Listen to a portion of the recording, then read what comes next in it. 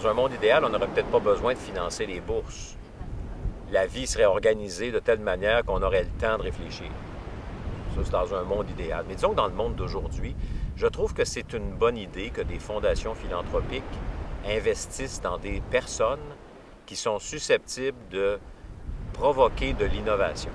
Ce que je retiens de mes années de réflexion sur le changement social, sur l'innovation sociale, c'est qu'il faut faire confiance aux personnes qu'on ne connaît pas nécessairement, mais qui sont présentement actifs de différentes manières dans différents secteurs de la société, qui progressivement, par des actions parfois locales, changent les choses et qui vont devenir les modèles qu'on va vouloir suivre dans 20 ans. Il faut faire confiance à des gens qu'on ne connaît pas pour amener le changement qui va surgir au fil des générations qui vont se succéder. Le conseil que je donnerais à quelqu'un qui veut poser sa candidature comme fellow ou qui commence tout juste son fellowship, c'est de se concentrer sur le processus plutôt que sur un livrable précis. Souvent, on se dit, on va faire un fellowship, puis à la fin, je vais écrire un livre. Au début, c'est pas ça qui est important.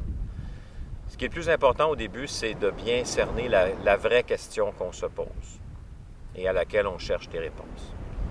On sait que la semaine prochaine, on doit avoir écrit tel document, on doit avoir produit tel événement, mais parfois, on oublie l'environnement général, le big picture, comme on dit en anglais, de la société dans laquelle on cherche à produire du changement.